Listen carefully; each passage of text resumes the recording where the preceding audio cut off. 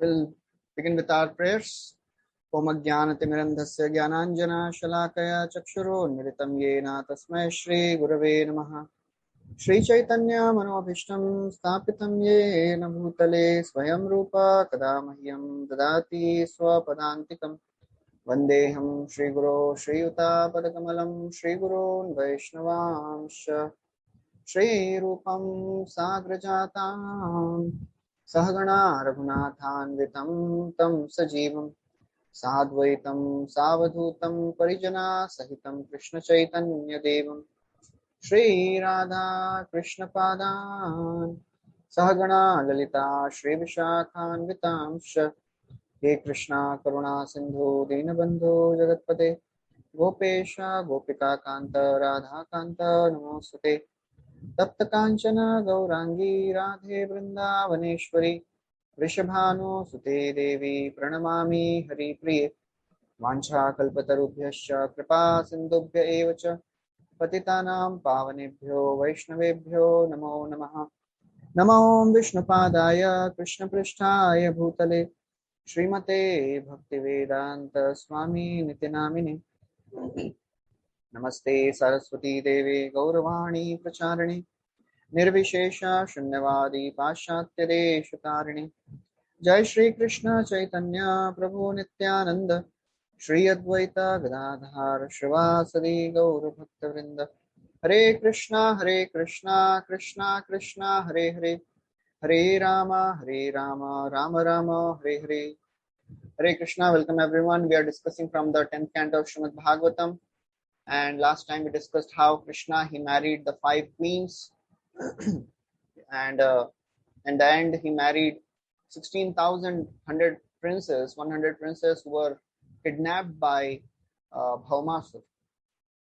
So when Parikshit Maharaj he heard this, so naturally, Parikshit Maharaj is not a passive listener, he is a very active and alert, and he asked, how was Bhaumasur killed by the Lord? Please tell me the entire adventure of Lord Sarang Dhanva. Because Bhaumasur, he was killed by Supreme Lord personally. He must be a very, very powerful demon. So Parikshit Maharaj asked this question. That is a natural inquiry of a devotee. A devotee is always interested to know more and more about Krishna. Whenever a little opportunity to hear Krishna Katha arises, he takes it very, very seriously. Because the opportunity to hear Krishna Katha is a very, very rare opportunity. It is not so easily available. That's why it is said, Nayatra Vaikuntha Katha Sudhapagana Sadhavo Bhagavata Sadashraya Nayatra Yagyesh Makha Mahotsava Suresh Loko Pinavaisha Sepyatam. It is described that a devotee is not interested in staying anywhere other than the place where Hari Katha is going on, where the festival for the pleasure of the Lord is happening. Even if that place is heaven, he is not interested in that. Even if, that place where all these things are not there, even if that is a heaven, he'll not go there. Because whatever impels a devotee to hear about Krishna, he is interested in that situation. In the first canto, we heard how when he was cursed, Parikshit Maharaj was cursed, and all the sages they came. He had only one desire. O sages, I want to hear about Hari Katha. Tamopayatam pratiyantu vipra ganga cha devi dhritachittam Dvijopasrishtam puhakastakshako va dashatvalam gayata Vishnu Gatha. So he asked, he begged all the sages, he requested, O great sages, please keep singing the glories of the Supreme Lord.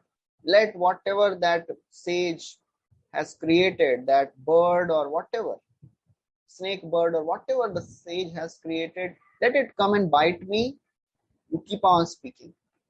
And this mood of Parikshit Maharaj is there throughout Bhagavatam. He is very, very eager to hear. So Shukdev Goswami, in response to this question, he continued the narration. He said, Bhaumasur, he had stolen the earrings of Aditi. Aditi was the mother of the Devatas, and he stole the Varuna's umbrella also. Varun Dev, he had a very mystical umbrella. He stole that. Bhaumasur stole that umbrella also, and on top of that, he stole the playground of the Devatas, which was there on Mandar mountain. So Mandar mountain, it is covered with a golden peak and jewels, and that is a place where the Devatas, they play. That is their sporting ground. So Bhaumasur, he stole that playground also. So when this happened, Indra, he became worried and he understood that, oh, Bhaumasur is not an ordinary demon, will not be able to defeat him. So he went to Krishna and he complained to the Lord. When he appeared in front of Krishna, he bowed down his head, he touched his helmet at the lotus feet of Krishna, and he begged that, oh my Lord, please help. This Bhaumasur has taken away our playground. He has stolen the mother Aditi's earrings and umbrella of Varuna. So when Lord Krishna, he heard this request, he took Satyabhama along with him, and he immediately ordered Garuda that you prepare and will go to the city of Bhaumasur. The city of Bhaumasur was Prag-Jyotishpur. This Prag-Jyotishpur city, it was very, very powerfully protected.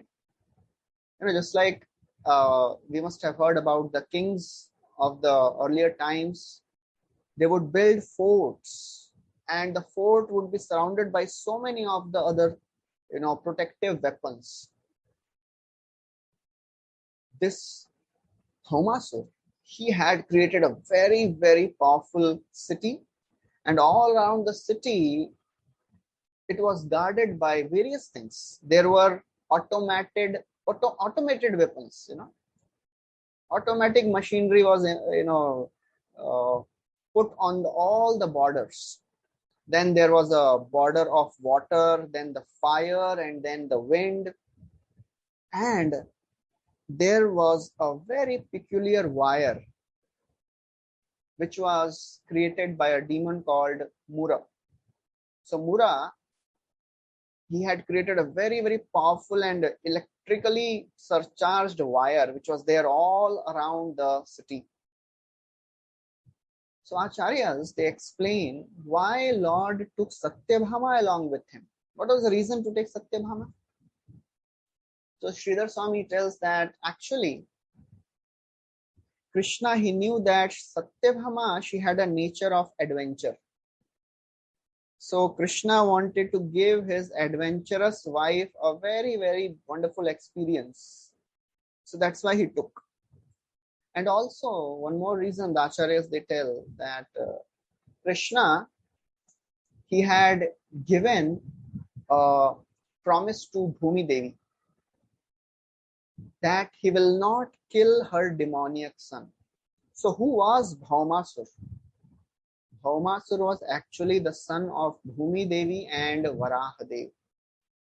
So when Varahadev lifted Mother Earth out of the Garbhodak ocean, Angani yasya sakalendriya vrittimanti, all the senses of the Lord, they can do the functions of all the other organs.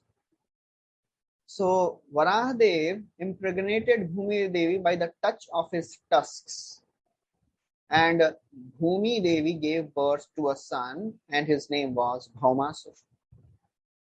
And Krishna, he had given a promise to Bhumi Devi that he will not kill Bhaumasur without her permission.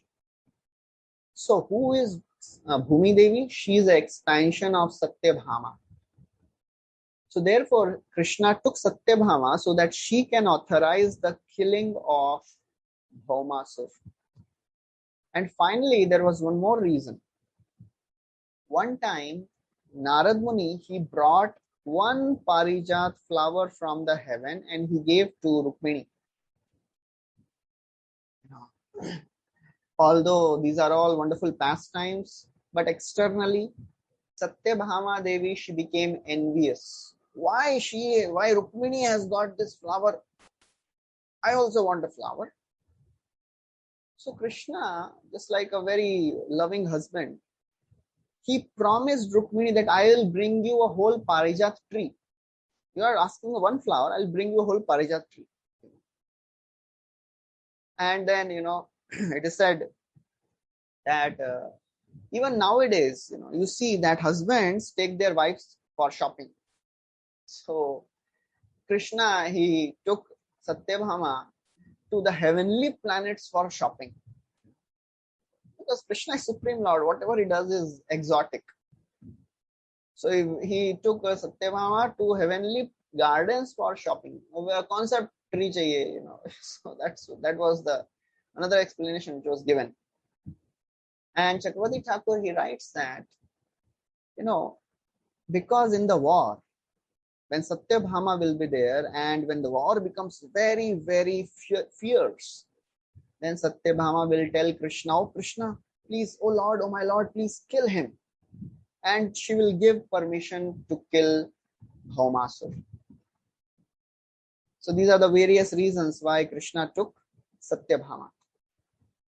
So Lord, along with Satyabhama on the back of Garuda, they reached Pragjyotishpur and they saw the very, very powerful fortifications of the city. So with his club, Krishna, he broke apart all the rock fortifications. There was a huge column of rocks all around the city. With his club, because he is Gadagraja, and he is called Gadadhara. Gadadhara means one who is expert in mace fighting, who holds Gada. So with his Gada, he broke apart this rock fortification, and then with his arrows, he broke the fortification of the various weapons which were there. There were various automatic weapons which were kept on the walls. Krishna shot the arrows and broke all these. And with his disc, he destroyed the fortifications of the water and the fire and the air. And then with his sword, he destroyed all the cables, the Mura Pash cables, electrified cables. They were cut open by the sword of Krishna. And then, not only this, the entire boundary, the boundary of the city, it was surcharged with lots of magical spells. When Krishna, because Krishna is Yogeshwara, who can, bewilder Krishna? Krishna took his very powerful conch shell, fat-bowled conch shell, and he blew the conch. And when the conch shell was blown by Krishna, that is the power of the conch shell of Krishna. When the sound shattered all the magical spells. That is why Shankha, conch is called Shankha. What is the meaning of Shankha? Sham Khe. Khe means ether and Sham means auspiciousness. Just like Shankara. Shankara means Sham Karoti iti Shankara. That Supreme Lord who creates auspiciousness for everyone. So when the conch is blown, all the inauspicious vibrations, they are destroyed. All the magical spells were destroyed when Krishna, when he blew his conch shell. And then, after Krishna blew his conch shell and destroyed all the magical spells, then after that he entered that city along with Satyabhama. And Chakravarti Thakur writes that, the walls surrounding the city, they had their machines attached. And these machines were operating on their own. It is not that only, in today's age, scientists they have and the engineers they have these automatic weapons. It was there in the past also. The Vedic culture, it was much, much more advanced than the modern science. So the walls, although they were so very thick, Krishna with his powerful weapons, he very easily destroyed all the fortifications. And then the sound of these weapons and the walls being destroyed was such a huge sound that there was a demon, Murasur. He had 5 heads and he was sleeping in the moat, at the bottom of the moat of the city. As soon as he heard this very, very fierce sound, he woke up and rose out of the water. And when he heard the vibration of the Krishna's conch shell, Panchajanya, the conch shell of Krishna, it was not an ordinary, as Bhagavad Gita begins, Divyau Shankhau Pradadmatuhu, Panchajanyam Rishikesho Devadattam Dhananjaya. Panchajanya is a very, very Divya Shankha, transcendental conch shell, and it created such a vibration that it was looking as if it was the thunder which happens at the end of the cosmic manifestation. Very, very powerful. This Murasur, he was not an ordinary demon. Very powerful. When he came out, he was as effulgent as shining as sun. And it was so very difficult to even look at this Murasur. He was carrying a trident. He lifted his trident and he fell at Garuda. And Murasur, he started shouting. When he started roaring, and when this roar, traveled all over the universe, it seemed as if the entire universe is reverberating this with the sound of this roar.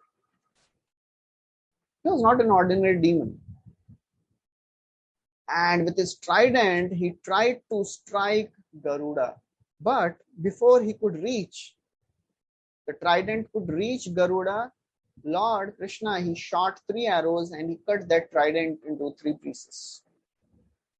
And then he started shooting many arrows. And then this Murasur, he threw a club. Krishna shattered that club also. And then before even, that club reached Krishna, he shot another few arrows and destroyed that club. And then Murasuru started attacking with so many other weapons. But Krishna, he was so very expert that he destroyed all the weapons and he beheaded Murasur.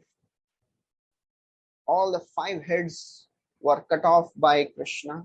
Lifeless Murasur fell down in the water, just like a mountain. It's like a mountain whose peak is cut off. Murasur fell down like a mountain. He was a very, very huge demon.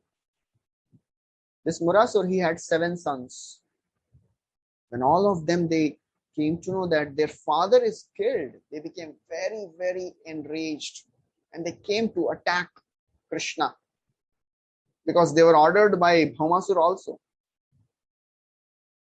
So all these 7 sons, their names are also mentioned: Tamra, Antariksha, Shravana, Vibhavasu, Vasu, Nabhaswaman and Aruna. All these 7 sons, headed by their general, his name was Peter. They came running and attacked furiously. They started showering all the weapons. The tridents, spears, lances, club, and they started showering all these weapons. Krishna, very effortlessly, he destroyed all these mountain of weapons. And After destroying all these weapons, Krishna destroyed and killed all these sons and the general also. When Narakasur came to know this, he became so very angry. He came with very, very powerful elephants charging towards the Supreme Lord. When he saw Krishna and Satyabhama, they were looking like cloud and lightning, because Krishna has a blackish complexion, Satyabhama is having a golden complexion.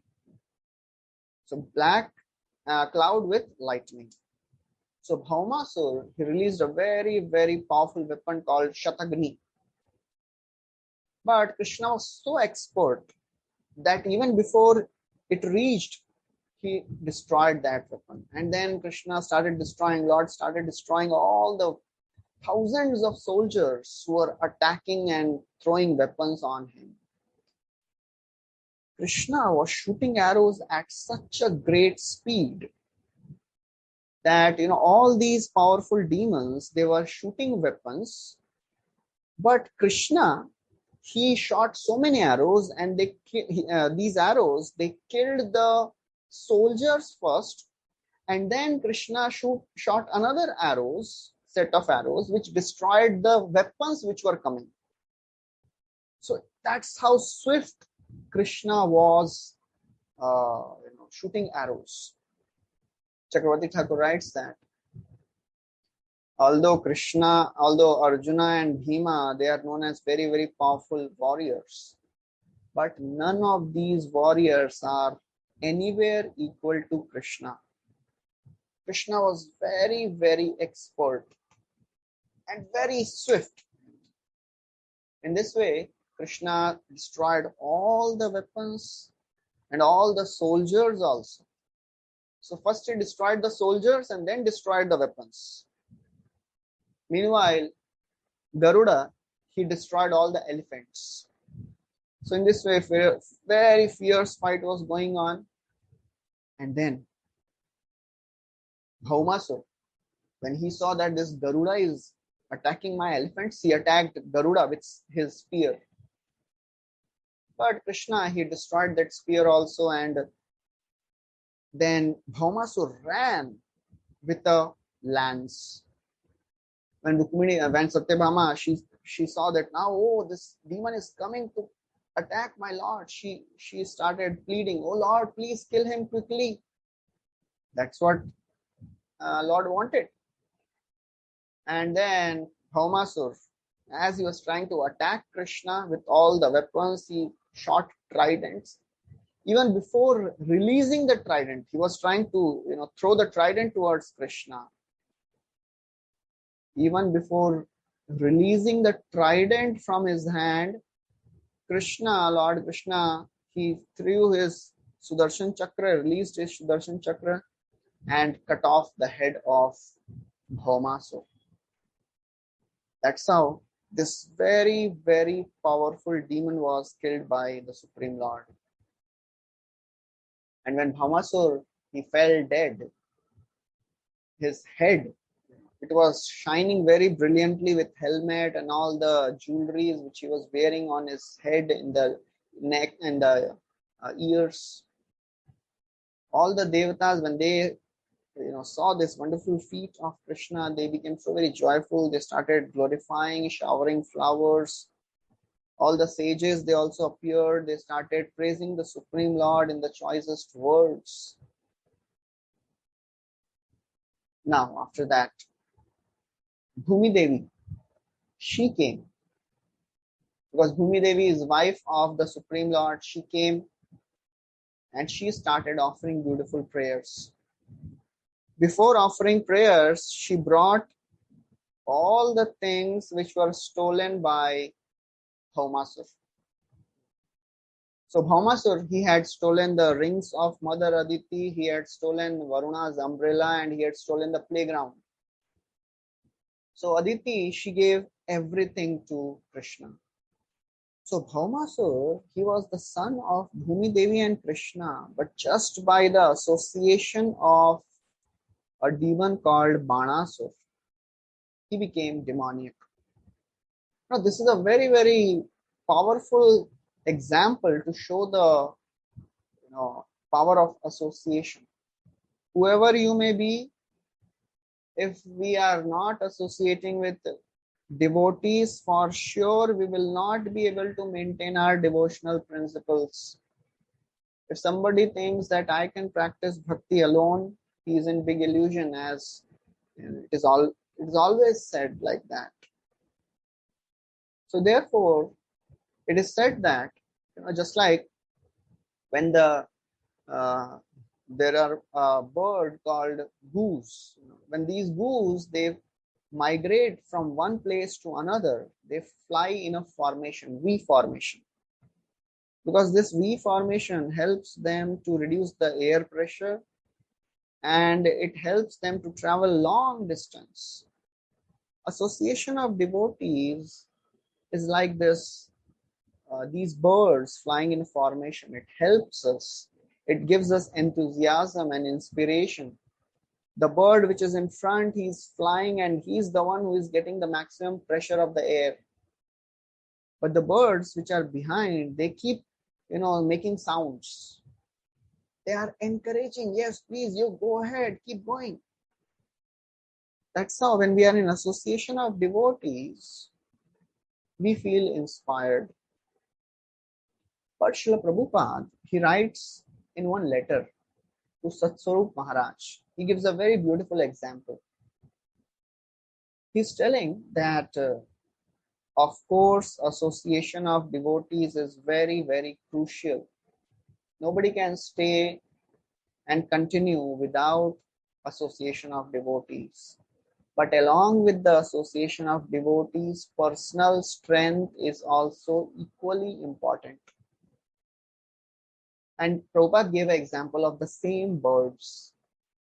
He said that if the birds are flying and one bird is weak and cannot fly and falls down, other birds will not do anything.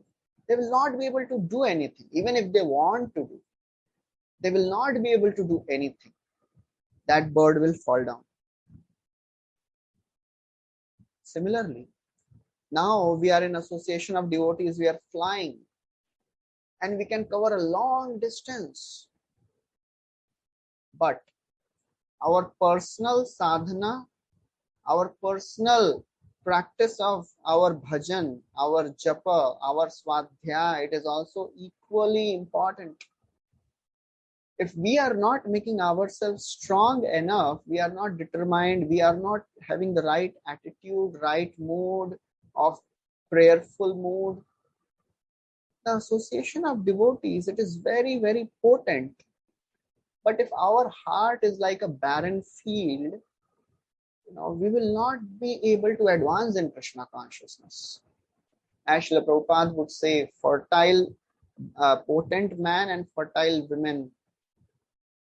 So the association of devotees, the devotees are qualified and empowered to give devotion, the seed of bhakti they can give. Krishna se tomar, Krishna dite par, tomar shakati ache. They can give Krishna. But if we are not receptive enough and we don't have that strength, then that mercy which is coming, it will not help our Krishna consciousness to grow, because it is like the rains which is falling on a barren land. So our personal strength is also equally important, and the association is the crucial thing. Otherwise, we can see this example of Bhaumasur. He was a son of the Lord himself, but still he became a demon. He became Bhauma Asur. So therefore, Mother Earth, now she came and she started praising the Supreme Lord. And she said, Namaste Deva Devas Devesha Sankha Chakra Gadadhara Bhakte Chapata Rupaya Paramatman Namosute. Namaste Deva Devesha, O my Lord, obeisances unto you. You are the God of all the Devatas. You are the holder of various weapons, Shankha, Chakra, Gada and Padma. Bhakta Ichha Patta Rupaya. This is a very interesting thing. She's telling, oh my Lord, you are assuming various forms just for the sake of your devotees. Yad yad dhyat urugaya vibhavayanti tattad vapu pranayase sadanugrahaya. Whatever form a devotee wants to worship the Lord, Lord appears in that form. Lord is so very merciful and He is so very eager that we turn towards Him. That's so much so that He is ready to come as His own devotee and teach by His personal example. Premaras niryas korite aswadan ragamarga bhakti loke korite pracharan. To taste this love of God and to preach everybody, to spread this love of God. He has appeared in this world as Chaitanya Mahaprabhu. So she's telling, Bhakta Ichha Upatta Rupaya Paramatman Namosute.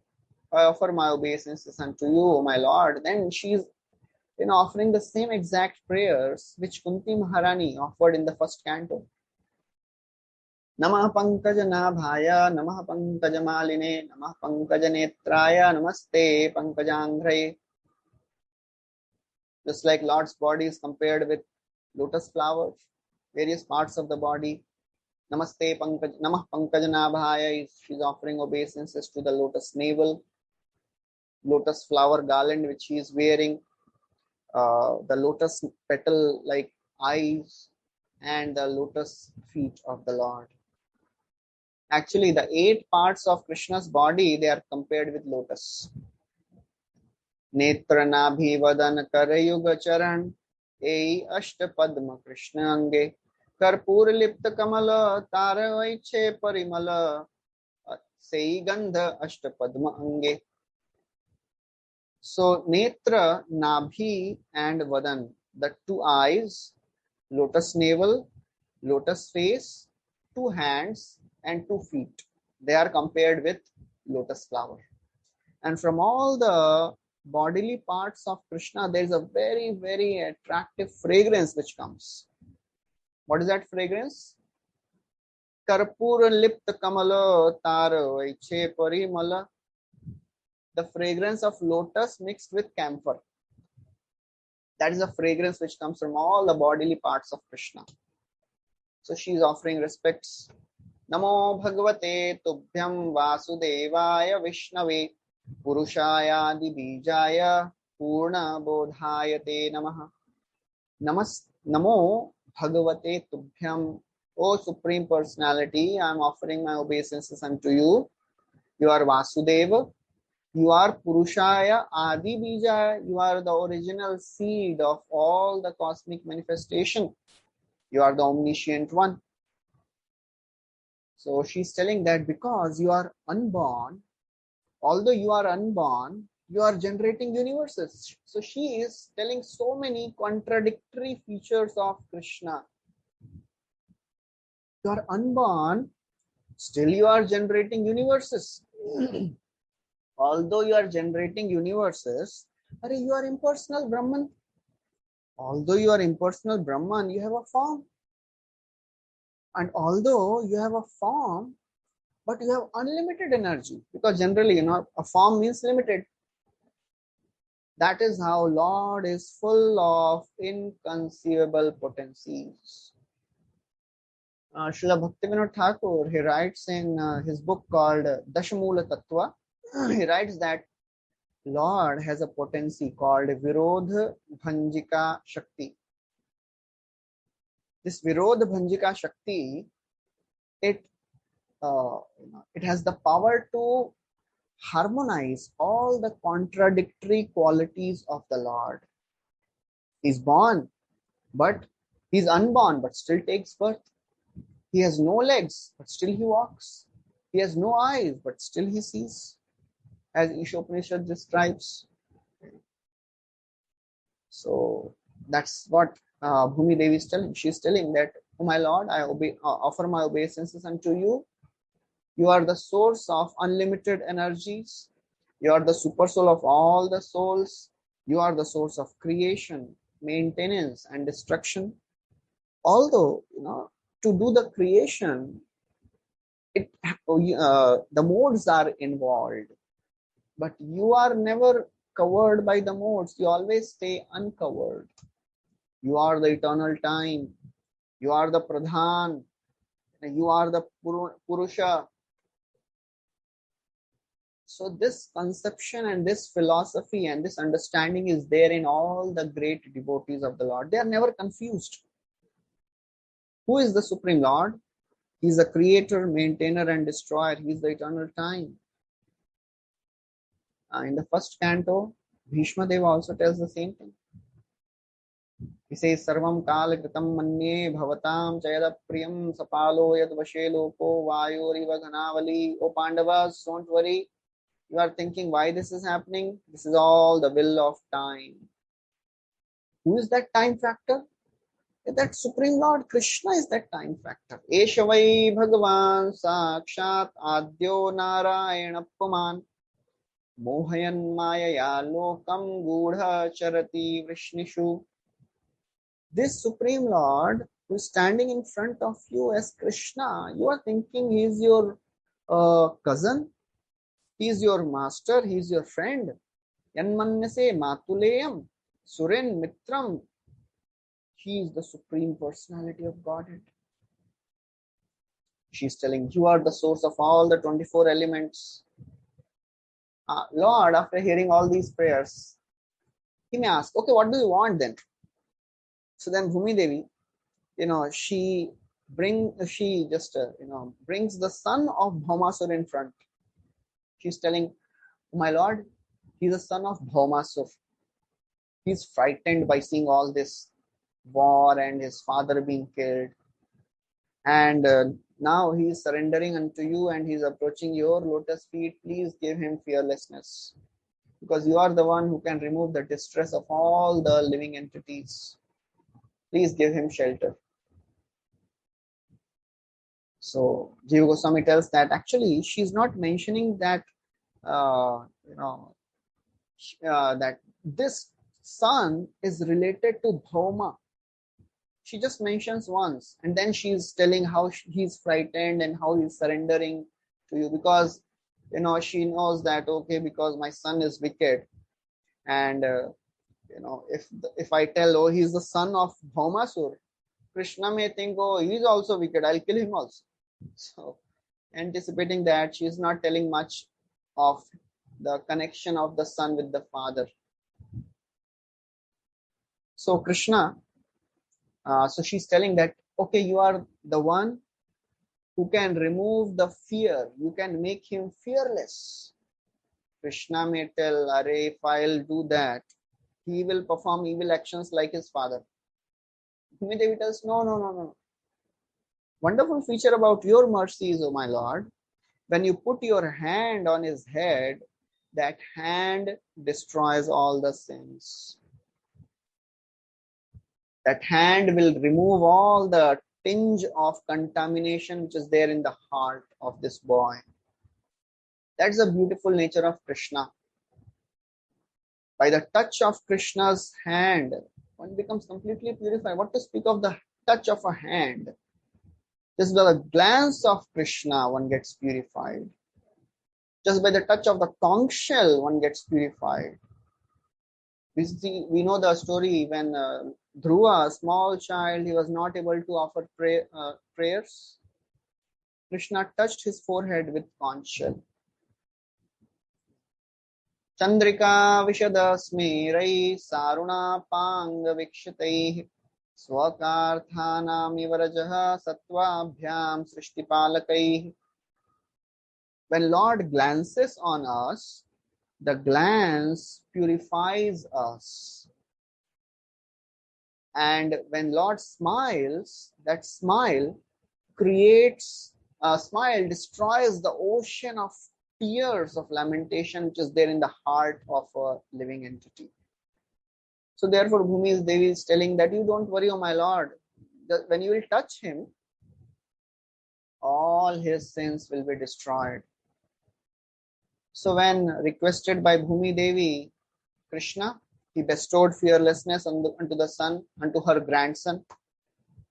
And then she entered the palace of Bhaumasur. When Lord entered the palace of Bhaumasur, he saw 16,100 princesses. They were taken away by Bhaumasur, and these princesses actually they were the daughters of demigods, the sages, and rishis, all the powerful kings of the world. Bhaumasur had kidnapped all of them.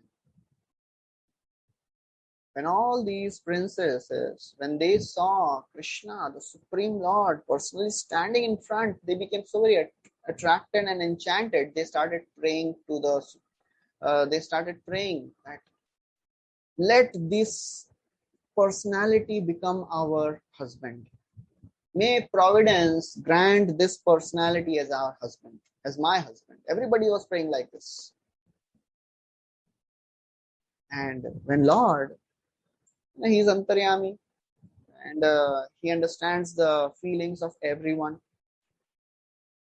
He very quickly he arranged for nice clothings for all these ladies, made them dress very nicely, and with all the jewelries, and sent them in various very nice palanquins to Dwarka. That is how Krishna's merciful nature is. These ladies, they were kidnapped by Bhaumasur, and custom at that time, it was so very strict, the social norms. Any women once touched by other man, none of the other man will accept that person, accept that women. But Krishna, when he saw that these ladies, they have such intense devotion, he accepted all of them. That's why, many people, they tell, oh, Krishna was a social reformer. They don't accept Krishna as God, but they tell, oh, Krishna was a social reformer. He accepted all these ladies who were, banished by their parents also because they were touched by this demon, Bhaumasur. Whatever it may be, but Krishna was attracted by the devotion. Actually, Jiva Goswami, he writes that who was these queens? He tells an esoteric reason. It does that actually all these queens, they were the expansions of the 16 prominent gopis of Vrindavan. So all these 16 gopis of Vrindavan, they expanded into 1,000, and therefore they became 16,000. So these are all internal potencies who had come to perform these pastimes for Krishna's pleasure. Along with this 16,000 princesses, Krishna, he dispatched 64 very nice elephants also to Dwarka. And then Jiva Goswami writes that along with the elephants, he sent 60,000 elephants, and he sent 21 million horses to Dwarka. And then the mountain was remaining. So Krishna, he lifted the mountain with his own hand and put it on the back of Garuda. And then he flew back. So just like, we hear in the case of Samudra Manthan also, when all the devatas and the demons, they were trying to lift Mandar mountain, and it was so very heavy, they got crushed. So Krishna very easily, he lifted this mountain and put it on the back of Garuda. Similarly, in this case also, Krishna lifted this whole mountain peak, and put it on the back of Garuda. And Garuda, for him, it was not a very heavy thing. He carried very easily this mountain peak. Then, Krishna didn't go to Dwarka. Krishna, sitting on the back of Garuda and having this mountain peak, and he was carrying this earrings of Mother Aditi and the umbrella of Varuna. He went to Indra. He went to the abode of Indra, heaven, and he returned back the earrings of Mother Aditi. He returned back the umbrella of Varuna, and he uprooted. Shukdev Goswami now is very, telling some other very wonderful incident. He's telling, when Krishna was there in heaven, because Krishna had promised Satyabhama. So Krishna uprooted a tree, a heavenly Parijata tree. He uprooted from the garden of Indra and brought that tree to the capital. So Shukdev Goswami says that, when he took that tree and planted that tree in the Dwarka, that tree, Parijata, it was so very wonderful and amazing tree that the fragrance of this tree spread everywhere. And when Krishna brought this Parijata, because there were very fragrant flowers, there were bees also. So bees they also followed all the way from heaven and they came to Dwarka. Jiva Goswami describes what was the glory of this Parijata tree. It was not an ordinary, it was a wish-fulfilling tree. He quotes from Vishnu Puran. It is that the smell of this tree, it spread for 3 furlongs, and everybody, whatever they desired, even if they desired just for a small moment something, jo bhi ichha ho, they could get everything from this tree. And one special feature of this tree was, when you approach this tree, that personality, he could recollect the events of the past life. So when all the Yadus, they would go in front of this Parijata, they would see, and actually they could see their forms which was there in the past life. So when the Yadus, they would go in front of this tree, they would see themselves in the celestial forms, because the Yadus, they had 2 entities, the Devata portion and the eternal associate. So all these Yadus, they saw themselves as the eternal, as the celestial denizens. And when the people would come near this tree, they could hear the very nice sound of the instruments and the singing going on. That was sound which was coming from this tree. It was a very wonderful tree. And this tree, it was so very wonderful. Sometimes it would become small, sometimes big. Sometimes the branches of this tree would cover the entire Dwarka. And sometimes it would become so small that you can keep it in your palm. So that was the wonderful Parijata. And Jiva Goswami tells another insight. He tells that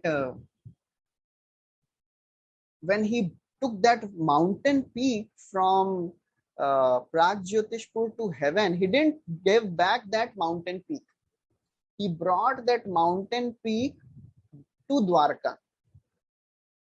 So he brought that Parijata tree and that jeweled mountain peak back to Dwarka. So Harivamsha describes this, that Krishna, he entered his house and placed this jeweled mountain peak as well as the great Parijata tree in Dwarka. So Shukdev Goswami, he tells that actually, when Krishna was bringing this Parijata tree, he had to fight with Indra, and he defeated Indra and then brought this Parijata tree. When Parikshit Maharaj, he heard this, he was so very astonished. Jai, just now, he bowed in front of Krishna, begged and pleaded with Krishna, please help me. This demon Bhaumasura is creating havoc. He touched his helmet at the feet of Krishna. Just see the audacity of this Indra. So, Shukdev Goswami, understanding this mood of Parikshit Maharaj, he also started chastising Indra. He said, although Indra bowed down in front of Krishna, he touched his feet with his helmet, but still he fought just to fulfill his desire. Because he was goaded by Shachi, his wife. Oh, he's telling, what ignorance is there in these devatas? To hell with their opulence. This is very, very important. Although Indra was so very powerful, so very opulent, but the power of wealth, prestige, adoration, distinction, it is so very intoxicating. Some people are janmandh, they are blind from birth. Some are kamandh, they become blinded by lust. Some become mohandh, blinded by illusion. Some become dhanandh, blinded by the wealth, blinded by the power, prestige, fame. Indra, he was blinded by the prestige, blinded by the wealth, blinded by the power he had. And this fault keeps coming. Many times we see in Bhagavatam that one time Brihaspati also approached. He forgot to offer respects to Brihaspati because he was surrounded by the so many people who are appreciating and glorifying Indra. Upagiyamana, Shukdev Goswami tells, Upagiyamana, he was being glorified. Stuyamana. So therefore, all these things are very, very dangerous. So it is described, Hridayanand Maharaj writes in the purport, it is well known that the material wealth and the power tends to produce arrogance. If we are not rooted in Krishna consciousness, these opulences will create arrogance.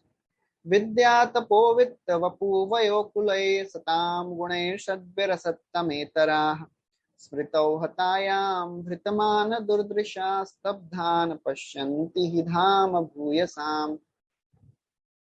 Vidya, vapo, vayo, kulay.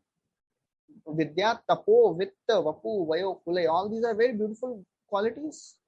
High knowledge, the power to do austerities, wealth, youthful body, beautiful body, a high family birth.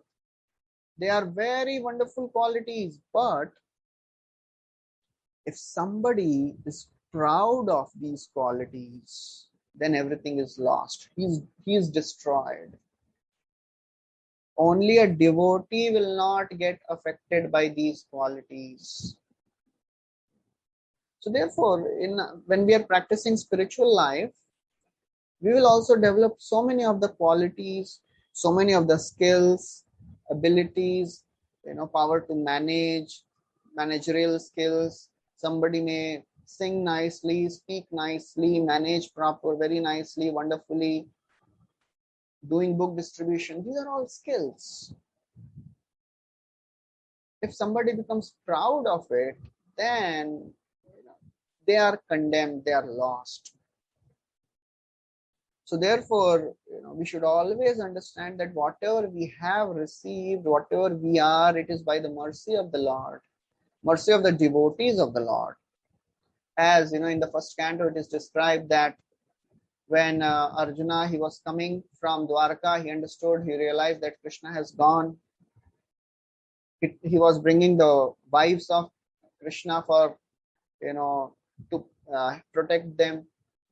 But then a group of very simple cowherd men, they attacked, and Arjuna, the greatest fighter, greatest archer, he could not do anything. Arjuna returned back and he told, Tadvai dhanushtai shava ratho hayaste soham rathi nipatayastadanamanti sarvam shanena tadabudha sadishariktam Bhasmam hutam kuhakaradamivoptamushyam. He's telling, oh, this is the same Gandiva. This is the same chariot. These are the same horses, and I am the same fighter, Arjuna. Sarvam shanena tadabhuda sadishariktam. In a moment, it has all become void. Just like if you put ghee on the ashes, it will not give any benefit. If you put seeds in the barren land, it will not give any benefit. Prabhupada writes a beautiful purport. He says one should not be proud of the borrowed plumes. Whatever we have in our life, whatever skills, whatever capacity, it is all by the mercy of the Lord, mercy of the devotees of the Lord. One should never be proud of it. Indra, he was thinking, he is the controller, he is the owner, he is also the servant of the Supreme Lord, but forgot that. That is the sad situation of the person who is intoxicated with the pride, intoxicated with wealth, with prestige. So Shukdev Goswami, he also echoes with the emotions of Parikshit Maharaj and tells, to hell with the opulence of the Devatas. Just see the ignorance. Krishna, he gave everything. He is the supreme controller, and now this Indra, foolish Indra, he is fighting with Krishna. At the same time, when we hear all these things about Indra, we should not have this mentality, इतना मूर्ख क्यों है ये, समझ नहीं रहा है क्या इनको? Again and again he is making the same mistake. We are nobody to judge the personality. We should learn from the mistakes. One should never judge the personality. It is between Indra and the Supreme Lord. Indra is forgiven by Krishna, and he is a pure devotee ultimately. He will go back home, back to Godhead. Just by the service which he is doing, he'll be purified and he'll go back to the spiritual world. But if we start judging, itna murkh hai, will be gone. So therefore, these are all for us to learn, not to judge. So Shukadeva Goswami continues that Krishna, he married all these 16,100 princesses, and he married all of them simultaneously. Proper marriage was performed. So in the marriage, the bride, all the family members of the bride should be there, and all the family members of the groom should be there. So now if the family members of the bride is not there, and Vasudeva and Devaki, they are only one personality, right? How can they be present in all the marriages? But that is the power of Krishna. Shukadeva Goswami tells that each marriage was duly performed, means in each marriage, entire relatives of Krishna were there. Devaki, Vasudeva, and all the other relatives, they also expanded into 16,100 like Krishna. They're all there. So therefore, when Krishna does something, he does it with a style. Nobody can do the way Krishna does a particular thing. Krishna married each of them, and he gave each of these queens individual palaces, and he was there with them personally. And Shukadeva Goswami tells that throughout the day, Krishna would be there with them. Only for the sake of managerial and all the administration, he would come out. Otherwise, he would be enjoying with all these queens, although he is self-satisfied. Karmani hasya bhavo bhavasyate durga shrayo thari bhayat palayanam kalatmano yat pramadayuta shramam swatman rate khidyati dhir vidamiha. Uddhava is telling to Maitreya. He is telling such an amusing thing. He is telling, Krishna has nothing to perform, no work to do. Still he is doing so many things. He is unborn. Still he takes birth. He is a personality from whom fear personified fears. He is running from Jarasandha. Bhayat Palayanam. He is self-satisfied. He is marrying 16,000 queens. Khidyati Dhir Vidamiha. Nobody can understand the pastimes of Krishna. Even great personalities are bewildered. That is the wonderful nature of Krishna. He can bewilder anybody. So these women, all these queens, they obtained the Supreme Lord who is the husband of Goddess of Fortune. And they were so very fortunate that even great Devatas, great Rishis, even Brahma, even Shiva, they are not getting such mercy as these ladies. They were joking with Krishna, they were smiling, they were, there with Krishna. When Devatas, they go to the shore of the milk ocean, they just stand and offer their prayers. They cannot even see Krishna. Brahmaji just hears the word, the voice of Krishna, and then he tells what he heard. So this shows how great these ladies were. That they were getting a chance to be with Krishna, to speak with Krishna, joke with Krishna, and they were doing everything. Although these queens, they had so many maid servants, but they were personally serving the Lord. They were massaging his feet, they were making pan, they were, dressing him, they were fanning him, anointing his hair with nice oils, and they were putting sandalwood paste, putting garlands, so many things, everything they were doing. That shows the great nature and position of these ladies. So this is the end of this chapter. We'll stop here. Thank you very much. Hare Krishna. Srila Prabhupada ki jai. Granthra Srimad Bhagavatam ki jai. Shri Krishna Bhagwan ki jai.